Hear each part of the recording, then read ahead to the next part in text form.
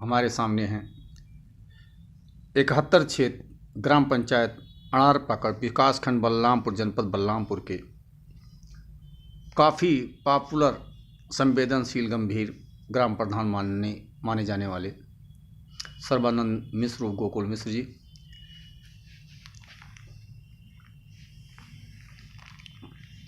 मिश्रा जी, आप गांव की प्रगति के लिए, जनता की प्रगति के लिए क्या सोचते हैं?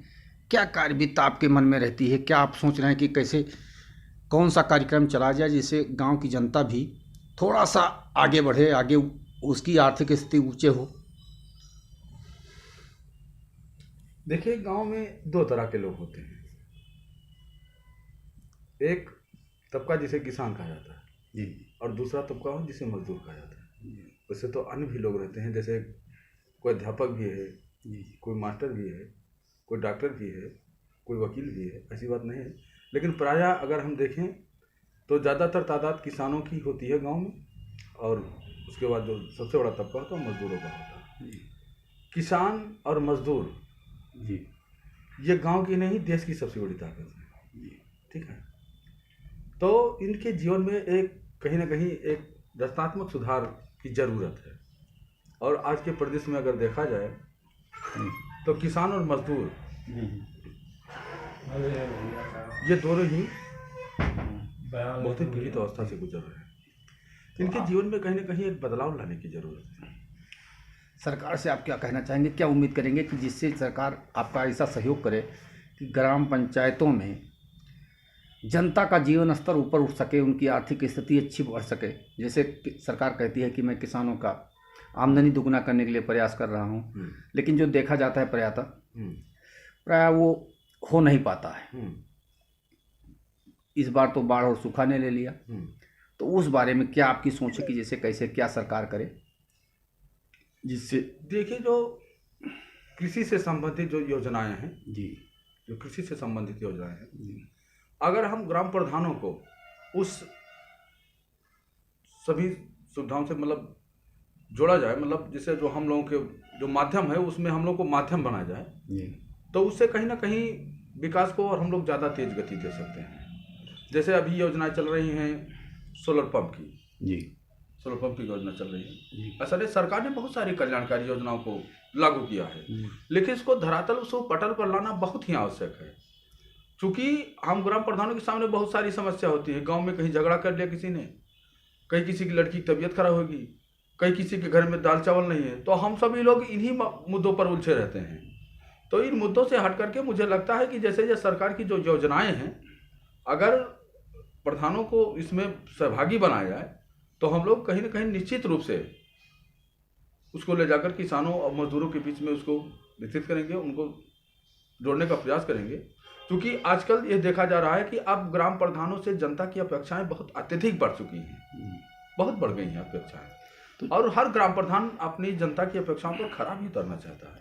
उसको लगता है अगर जिला प्रशासन या कृषि विभाग के डायरेक्टर या उद्यान विभाग के जिला अधिकारी या भूमि संरक्षण के अधिकारी आपसे अपेक्षा करें कि आप अपने यहाँ प्रचार प्रसार के लिए, जनता के जीवन स्तर को उठाने के लिए आप कार्यक्रम लगवाएं और उनकी जानकारी के लिए एक सेमिनार टाइप का आयोजन हो, तो आप क्या उनका सहयोग करेंगे? बिल्कुल, मत पूरा सहयोग। मैं तो माननीय विधायक से भी मैंने इस बारे में चर्चा की। देखिए, मैं एक ऐसे ग्राम सभा का प्रधान हूँ, जितनी समस्याएं हैं इनका लगभग 70 से 80% समाधान हमारी ग्राम सभा में ही है। ग्राम सभा अड़ार पाकड़ में ये मानकर चलिए कम से कम 75 से 80 बीघा जमीन नर्सरी की पड़ी हुई है, जिसपे कि जंगल लगा हुआ है। दूसरी चीज हमारे यहाँ है मंडी समिति, जिस पर घासें उगाई हैं। मतलब वहाँ हम जो प्रधान हुए तो हमने जाकर के वहाँ देखा, हमने उसकी कंडीशंस को देखा। इतना खराब कंडीशन था कि वहाँ जाना बैठना तो दूर, वहाँ जाना भी बहुत मुश्किल था। बड़े बड़े सांप वहाँ घूम रहे थे, काफ़ी जंगल घास। हमने धीरे धीरे करके उसको सुदृढ़ किया। वहाँ पर एक सहकारी समिति बनी हुई थी, काफ़ी खराब कंडीशन थी। उसको हमने उसका मतलब जो है कहते हैं कि ना, नए सिरे से उसका पुनरुद्धार कराया है और जाकर के वो अच्छा और बढ़िया भी बन गया है। हमारे यहाँ सोसाइटी भी बनी हुई है। नेशनल हाईवे के बीच, हमारी ग्राम सभा के बीच से होकर के नेशनल हाईवे गुजरता है, और हमारी ग्राम सभा के 5 किलोमीटर आगे जाकर के फिर एयरपोर्ट भी है, हवाई अड्डा भी। जैसे सरकार की योजना एक हाट बाजार की थी, हाँ, तो क्या आप प्रशासनिक अधिकारियों से मिलकर, जनप्रतिनिधियों से मिलकर, अपने सदर विधायक से मिलकर जी चाहेंगे कि एक आपके यहाँ हाट बाजार का भी आयोजन हो? बिल्कुल। हम तो इसके लिए आप क्या प्रयास करेंगे? नहीं, इसके लिए मैंने माननीय विधायक से कहा भी है जी। और चूंकि अभी मुझे और सारे लोगों से बात करनी, मैंने डीएचओ सर से भी उस बारे में बात की, जो नर्सरी का मामला है, वहाँ पर इंचार्ज बैठने भी लगे हैं जी। लेकिन मैं चाहता हूँ कि कुछ और ज़्यादा ही प्रगति हो, क्योंकि मैं जो कुछ भी करना चाहता हूँ किसानों के लिए, क्योंकि किसानों से मजदूरों का समन्वय है जी। ठीक है। तो आज हम देखते हैं प्रायः कि जैसे 300 रुपये रोज मजदूरी देने में किसानों को इतनी परेशानी हो रही है और मजदूर का खर्चा 400 से नीचे आ नहीं रहा है। भाई कोई भी मजदूर जिसके पास परिवार है, 300-400 रुपये डेली का उसका खर्चा, उसके बीवी है, बच्चे हैं, मान लीजिए किसी की तबीयत खराब होगी, उसको पढ़ाना है, ये बहुत सारी समस्या है। तो किसानों की आमदनी जिस तरीके से बढ़ेगी, मजदूर की आमदनी उसी तरीके से बढ़ेगी। भाई मुझे अगर अपने खेत से 2000 रुपये बीघे का फायदा मिलेगा तो किसान मजदूर को 200, 400, 500 रुपये सब्सिडी करूंगा, लेकिन अगर मुझे 20,000 का फायदा होगा तो जाहिर सी बात है इसका 10वां 2000 रुपये उस मजदूर के जेब में भी जाएगा, जो किसान को मिल रहा है वो मजदूर के पास चले जाएगा, दोनों की तरक्की ऑटोमेटिक बढ़ती चली जाएगी। तो माननीय सदर विधायक जी से जी आपको क्या आश्वासन मिला, या जिला उद्यान अधिकारी से आपको क्या आश्वासन मिला कि क्या आपका अच्छा भविष्य? आश्वासन दिया उन्होंने और मैंने उनसे कहा भी कि एक ऐसा जैसा कि आपने अभी कहा कि एक सेमिनार, मैंने उनसे कहा भी कि एक सेमिनार हमारे लगा जाए जहां हम काफी किसानों को जोड़ करके इकट्ठा करेंगे और उनके बीच में एक अच्छी वार्ता हो जाए, किसानों के बीच में, प्रतिनिधियों के बीच में और अधिकारियों के बीच में एक अच्छी वार्ता हो जाए जी। ठीक है, क्योंकि किसान की प्रगति से ही देश की प्रगति संभव है। हमारा देश कृषि प्रधान देश है जी।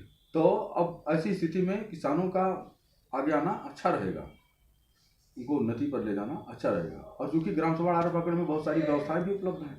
ये थे अड़ार पाकड़ के ग्राम प्रधान सर्बानंद मिश्र, गोकुल मिश्र जी, पत्रकार एस बी शुक्ला क्रांति के साथ एक संक्षिप्त वार्ता।